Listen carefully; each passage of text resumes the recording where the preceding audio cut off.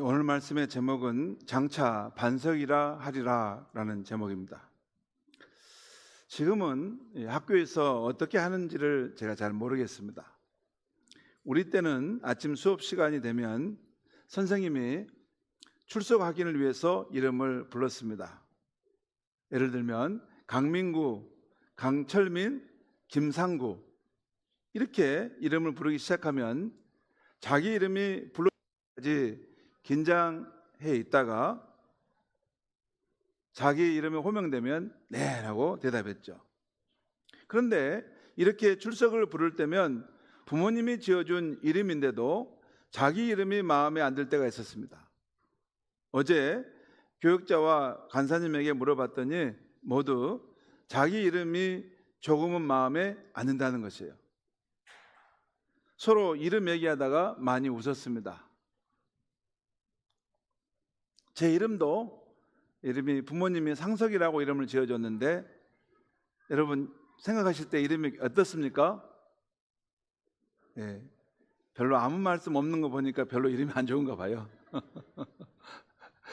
제 이름이 보통 생각하듯이 이렇게 높은 자리 이렇게 생각하시는데 그런 한자는 아니고 제 상석하면 여러분 그 묘지에 보면 그 앞에 그 차례상 차려놓는 그 돌 있죠?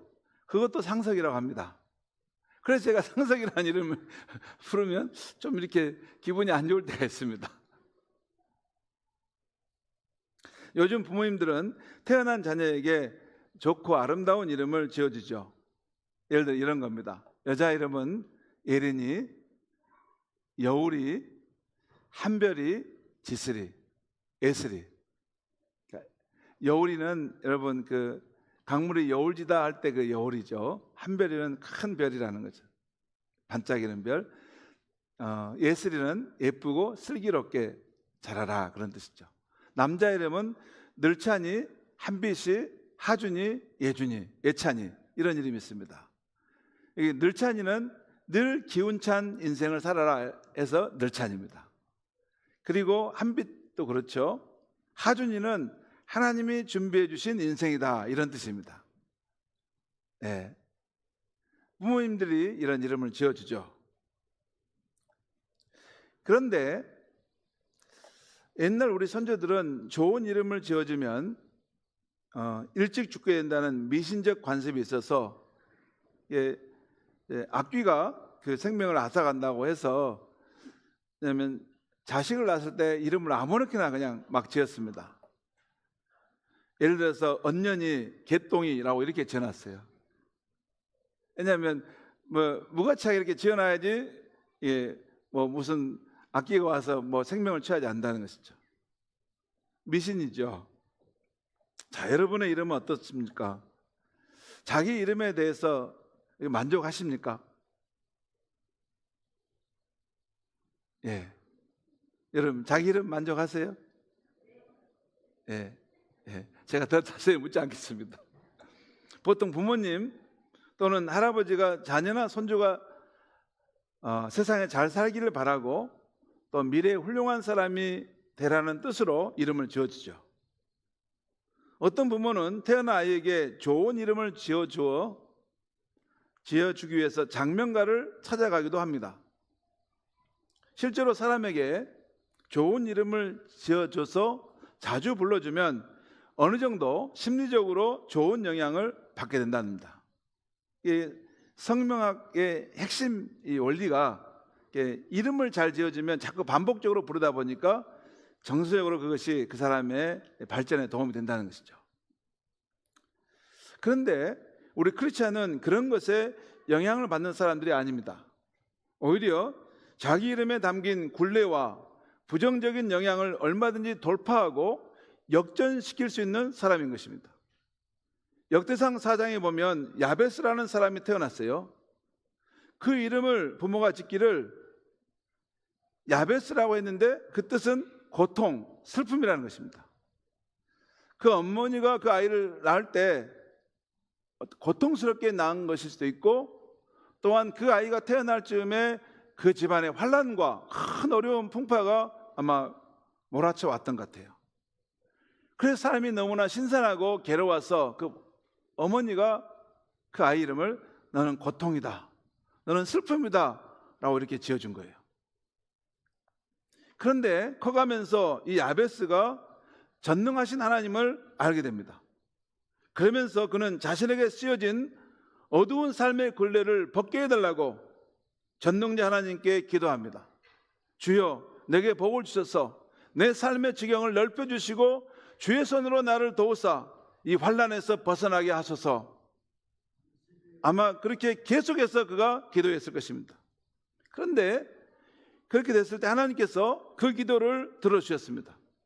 결국 그는 불행한 운명을 극복한 사람이 되었던 것입니다. 그 불행한 운명, 자신이 주어진 삶의 환경에 압도되거나 그 한계에 꼬꾸라지는 인생이 아니라 그 한계와 문제를 뛰어넘을 수 있는 전능하신 하나님을 바라보고 그 의지함으로 그 환경을 돌파해 나갔던 것입니다. 그것이 기독교입니다. 기독교는 유한한 인생, 유한한 자원, 유한한 능력, 유한한 한계 안에서 함몰되는 게 아닙니다. 이 세상의 한계의 상황을 꿰뚫고 들어오시는 전능하신 하나님, 살아계신 하나님의 능력을 힘입어서 그 삶의 환경을, 한계를 뛰어넘고 돌파해내는 것이 기독교입니다. 그것이 기독교가 이 역사 속에서 이 세상의 사람들에게 희망을 주었던 중요한 이유입니다. 그것이 기독교예요. 또 성경을 보면 하나님께서 한 사람의 운명을 새롭게 바꾸실 때는, 이렇게 가던 인생을 이렇게 돌이켜서 완전히 광채가 빛나는 길로 보낼 때는 그 사람의 이름을 바꿔주십니다. 예를 들어서 아브라함을 너는 이제 더 이상 아브라함이라 하지 말고 아브라함이라 하라. 많은 민족의 아버지라고 너는 그렇게 해라. 너는 이제 더 이상 야곱이라 부르지 말고 너의 이름을 이스라엘이라 하라. 너는 간사한 자, 속이는 자가 아니라 당당하게 하나님과 싸워서 승리한 사람이라고 이름을 붙여라. 그렇게 해서 하나님이 새로운 역사의 창조에 그 인물을 통해서 하나님께서 큰 물줄기를 펼치시는 것을 보여줍니다. 그게 성경의 이야기예요. 오늘 우리가 읽은 말씀에도 하나님께서 한 사람의 이름을 불러주셔서 그의 운명을 바꾸시는 장면이 나옵니다. 오늘 말씀은 예수님께서 자신의 12제자 중에 수자인 베드로를 처음 만나는 장면입니다. 오늘 말씀을 보면 먼저 그 갈릴리 그 마을에 사는 안드레가 예수를 만난 후에 우리가 그토록 기다리고 기다렸던 인류의 구원자가 바로 이 예수님이시구나. 우리 민족이 찾고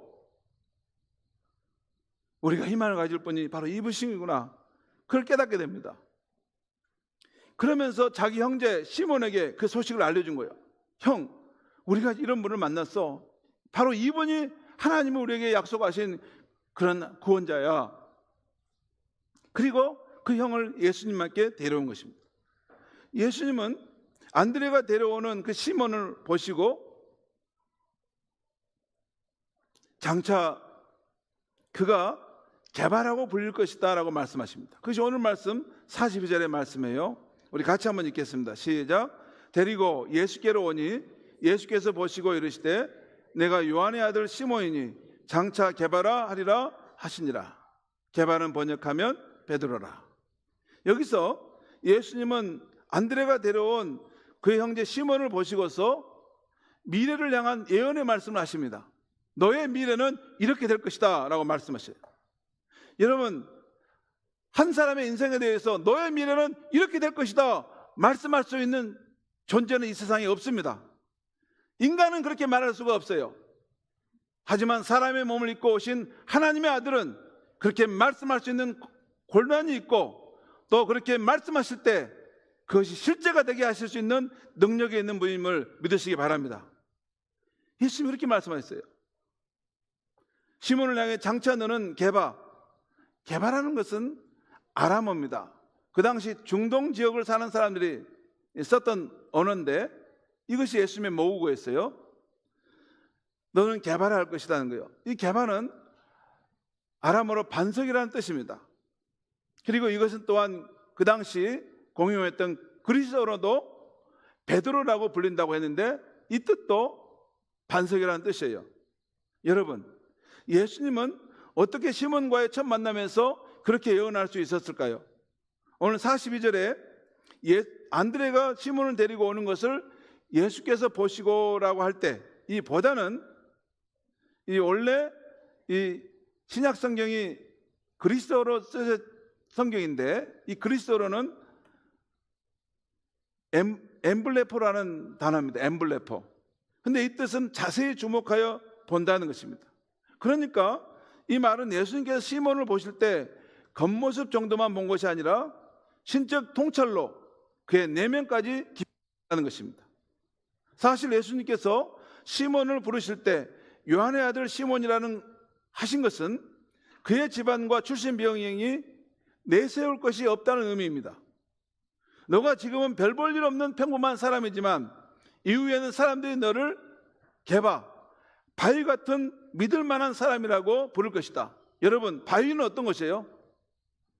바위는 비난을 당하고 환난을 당할 때, 어려움을 당할 때 피하는 곳이 바위입니다. 너를 굳건한 바위, 믿을 수 있는 사람이라고 여겨서 너를 중심으로 사람들이 모여들 것이다. 그런 뜻입니다. 그러면 그 후 예수님을 따랐던 제자 베드로는 바위 같은 사람이 되었습니까? 바로 된 것이 아니었습니다. 그도 처음에는 우왕좌왕했습니다. 급한 성격에 혈기가 많고 나서기를 좋아하며 실수와 잘못이 많은 사람이었습니다. 한마디로 믿음과 신뢰가 안 가는 사람이었어요. 공동체 안에서도 믿음과 신뢰가 가는 사람이 있는 반면 저 친구 따라가면 큰일 나겠는데, 그런 사람이었다는 거죠. 그러나 베드로는 놀랍게도 예수님께서 처음에 보시고 예언하신 대로 초대교회의 반석과 같은 인물이 되었습니다. 기독교 2000년 역사 속에서 가장 중요한 기초를 세운 훌륭한 인물이 된 것입니다. 어떻게 갈대와 같이 흔들리던 시몬이 믿음직한 반석과 같은 개바가 되었을까? 처음에 시몬 베드로는 자기 나름대로 잘해보려고 했을 것입니다. 우리가 인생에 출발할 때 잘해보려고 하는 것처럼. 잘해보려고 하는 거, 그것이 우리 다 소망 아닙니까? 그러나 늘 자신은 잘하고 싶은데도 실제의 삶은 갈대처럼 또 쓰러지고 또 무너지는 것입니다. 내 결심 약하여 늘 넘어지는 것입니다. 그것이 베드로의 삶이었습니다. 그런데 이 연약했던 시몬을 놀랍게도 예수님께서 계속 붙들고 계십니다. 그리고 시몬의 실패와 약점, 넘어짐에도 불구하고 그를 향한 끊임없는 주님의 사랑이 있었던 것입니다.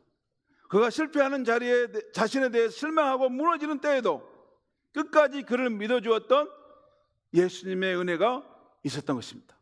복음서에 보면 예수님이 재판받는 자리, 예수님 마지막 이제 생명이 끝나는 그 자리에서 재판을 받는데 베드로가 3번이나 예수님을 부인하는 장면이 나옵니다. 자기가 죽을까 봐 두려워서 자신을 그토록 사랑해 주었던 그 스승 예수님을 3번이나 부인한 것입니다. 나는 예수를 모릅니다. 나는 진짜 예수를 모릅니다. 내가 맹세한건데 나는 예수를 몰라요. 누가복음에 보면 그 순간 예수님께서 그 눈빛을 돌이키셔서 베드로의 눈을 마주쳤다고 했어요. 그 순간 베드로는 양심의 가책이 뚫렸습니다. 그리고 새벽 다구는 소리가 들렸습니다. 그 순간 베드로는 밖으로 나가서 통곡하며 울었습니다. 과연 나는 어떤 존재가 날까? 예수를 사랑했던 그 존재가 날까? 죽음이 두려워서 예수를 부인하고 배반했던 그 존재가 날까? 베드로는 자신이 누구인지를 감당할 수 없어서 울었던 것입니다. 이렇게 되자 시몬 베드로는 자신의 모습에 환멸을 느꼈습니다. 나 같은 못난 사람이 어떻게 예수님의 제자가 된다고. 그래서 다시 옛날의 고기잡이의 삶으로 돌아갔습니다. 그런데 그런 배신과 실패투성의 시몬인데도 포기하지 않으시고 부활하신 예수님께서 다시 찾아와 만나 주셨습니다. 그것이 요한복음 21장의 이야기입니다. 이른 새벽 배고픈 시몬과 제자들을 위해서 아침 조반을 준비해 주시고 식사 후에 예수님께서 시몬 베드로에게 요한의 아들 시몬아, 너가 나를 사랑하느냐? 너가 나를 사랑하느냐? 이 질문을 3번 하셨습니다. 이것은 마치 베드로가 그 양심의 가책을 받고 있고 자기 자신에 대해서 포기하고 싶은 그런 마음으로 나락으로 떨어졌을 때 그래도 예수를 사랑하는 마음이 있다는 걸 아시고 그 사랑을 다시 불러일으켰던 것입니다. 주님, 내가 다른 건 몰라도 내가 실수하고 부서지는 갈대와 같은 인생이지만 그래도 내가 주님을 사랑합니다. 됐다. 그 마음이면 됐다 하시고 예수님께서 그에게 위대한 사도직의 사명을 맡겨주십니다. 그 후 시몬 베드로는 다시 복권되어 기독교 역사의 가장 위대한 사도로서 남게 된 것입니다. 르네상스 시대에 미켈란젤로라는 위대한 예술가가 있었습니다. 그분은 위대한 화가이면서 조각가이기도 했습니다. 그의 작품 중에 모세상이라는 위대한 조각상이 있어요. 미켈란젤로라는 사람이 이런 분입니다. 이분이 이 실제 모습이에요. 근데 이분이 여러 가지 좋은 훌륭한 작품을 만들었는데 그 가운데 모세상이라는 작품도 만들었어요. 그런데 그가 이 작품을 만들 때 오랜 세월 들판에 버려진 쓸모없는 한 바위를 일꾼들에게 자기 작업장으로 가져달라고 부탁한 것입니다. 사람들은 이 천재 조각가가 무슨 일을 하려는지 궁금해서 가끔 천막안에 작업실을 기웃거렸습니다. 미켈란젤로는 큰 망치, 작은 망치, 조각칼을 사용하여 때로는 과감하게 깨트려서 떼내고 때로는 작게 섬세하게 다듬으면서 그 조각을 작업해 간 것입니다. 그리고 드디어 그 작품을 사람들 앞에 전시했는데 그것이 이 작품입니다. 모세상입니다. 유형 있는 모습인데 저것이 인류 역사의 아주 훌륭한 작품 중에 하나입니다. 사실 미켈란젤로는 처음부터 벌판에 버려진 그 쓸모없는 바위를 보았을 때 그 바위 속에서 숨겨진 하나님의 사람 모세를 보았던 것입니다. 그리고 그는 그 바위에서 모세를 꺼내는 일을 하였던 것이죠.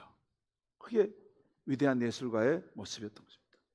성도 여러분, 2000년 전 우리를 살리기 위해서 골고다 십자가에 달려 죽으신 예수님을 통해 우리는 하나님의 크신 사랑을 알았고 이제 믿음의 사람이 되었습니다.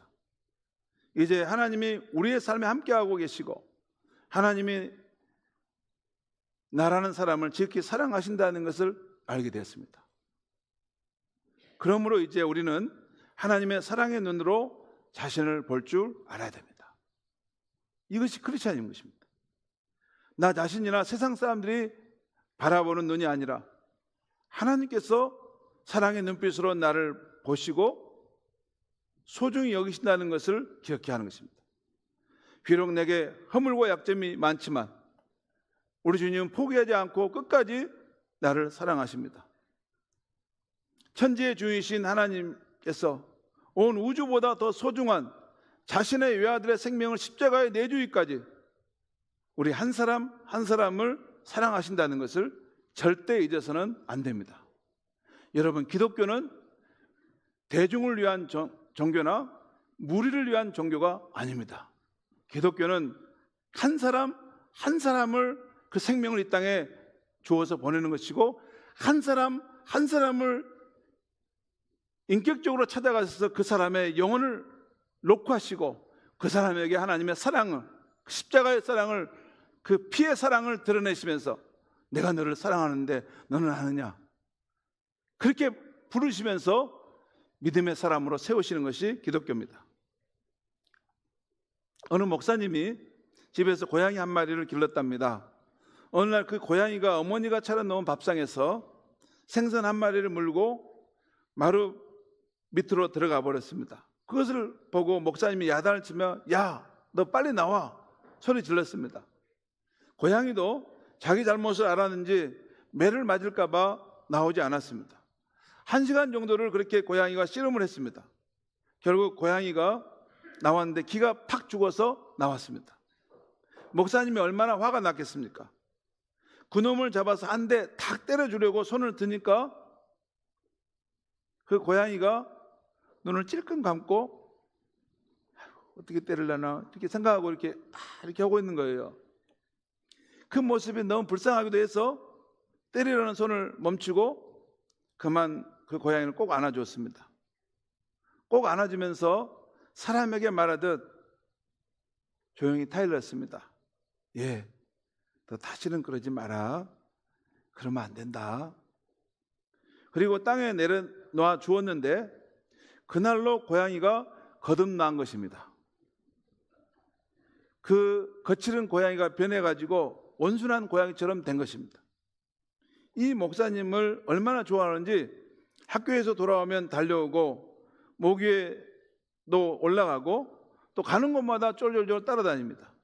고양이는 주인이라도 사람이 있는 데서는 새끼를 잘 낳지 않는데 그 고양이는 목사님이 보는 데서 새끼 3마리를 낳았다는 것입니다. 사랑하고 용서해 줄 때 그것이 삶의 기적을 일으킨다는 것이죠. 성도 여러분, 우리가 하나님의 아들 예수님을 나의 구원자로 믿는다면 우리는 예수님 십자가에서 피 흘려주신 그 골고다 언덕에서 하나님의 절대적인 용서와 사랑을 이미 받은 사람입니다. 그리고 지금도 그 깊고 신비한 용서와 사랑이 우리의 인생을 감싸고 있다는 것을 믿으시기 바랍니다. 그걸 안 믿으면 기독교가 아니에요. 그것을 말씀을 통해 믿고 갈 때 그것이 우리 삶의 경험이 되고 실제가 되는 것입니다. 성도 여러분, 우리가 살다가 혹시 연약한 갈대와 같이 실패하고 넘어질 것입니다. 그러더라도 그 자신의 모습을 보고 절대 낙심해서는 안 됩니다. 우리는 그렇지 않은 이 우주에서 가장 확실한 반석이신 분 위에 서서 인생을 걷고 있는 것입니다. 이 우주에서 가장 확실한 반석은 예수 그리스도입니다. 여러분, 우리 인생을 든든하고 평안하고 안정되게 살고 싶으면 가장 확실한 반석이신 예수 그리스도 위에 서시기 바랍니다.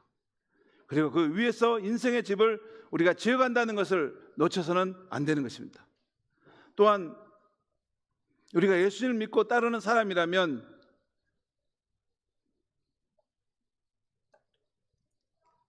하나님의 아들이신 예수님께서 성령으로 저와 여러분을 꼭 붙잡고 계시다는 것을 믿으시기 바랍니다. 오늘 베드로처럼 주님을 배반했다 할지라도 주님은 절대 우리를 버리지 않으시고 다시 찾아오시는 분이심을 꼭 믿으시기 바랍니다. 여러분, 우리가 인생을 살아갈 때 기독교에는 우리 눈에 우리가 보고 있는 그 현실과 그 경험을 보고 사는 게 아닙니다. 하나님께서 예수 그리스도 안에서 약속하신 말씀, 그 진리를 붙들고 사는 것입니다. 여러분, 우리 인간은 생명의 근원이신 하나님으로부터 떠나서는 결코 안전하고 든든하고 소망이 넘치는 삶을 살 수 없는 것입니다. 예수를 믿고 하나님을 아버지로 부르는 사람은 하늘에서 하나님께서 그를 붙드시고 또 우리 곁에서 예수님께서 성령으로 우리를 붙드시고 우리 내면에서 하나님께서 또한 우리를 붙드셔서 믿음으로 승리하게 하실 줄 믿습니다. 이렇게 우리는 언제나 하나님의 사랑의 눈빛으로 자신을 바라봐야 하겠습니다. 또 이 사랑으로 우리 자녀를 키우고 교회학교 자녀를 키울 때 우리 가운데 장차 이 나라의 귀히 쓰임받을 제목인 모세와 같은 사람, 베드로와 같은 사람들이 일어나게 될 줄 믿습니다. 기도하겠습니다. 하나님 아버지, 오늘 이 아침에 보잘것없는 인생, 내세울 것 없는 그 가문의 한 사람 시몬을 향해서 장차 너는 반석이 될 것이다, 예수님 말씀하시고 그 말씀하신 것을 친히 이루셔서 기독교 역사에 큰 인물을 세우신 것을 봅니다. 하나님 아버지, 우리가 예수를 믿고 크리스찬의 삶의 길을 가는데 우리 눈앞에 여러 가지 시련과 역경이 오고 또 우리의 육체의 질병이 있고 우리의 삶의 환경이 불확실하고 불투명할 때 우리는 낭망하고 자신의 무가치함을 느끼고 쓰러집니다. 하지만 지금도 살아계신 예수님이 우리의 인생을 그 권능의 손으로 붙잡고 있다는 것을 믿게 하여 주시옵소서. 그리고 우리의 인생이 영원한 반석이신 예수님의 그 위에 서 있다면 어떠한 세상의 풍파와 역경도 능히 우리가 이겨낼 수 있고 승리할 수 있다는 것을 믿고 걸어갈 수 있게 하여 주시옵소서. 우리가 시록 주님을 향해서 실패하고 넘어져서 배반했을지라도 한번 우리를 붙드신 그 마음을 변치 않는 마음으로 이루셔서 반드시 장차 너는 반석이 될 것이다 하는 그 놀라운 약속의 말씀을 이루실 주님을 의지할 수 있게 하여 주시옵소서. 예수님의 이름으로 기도합니다.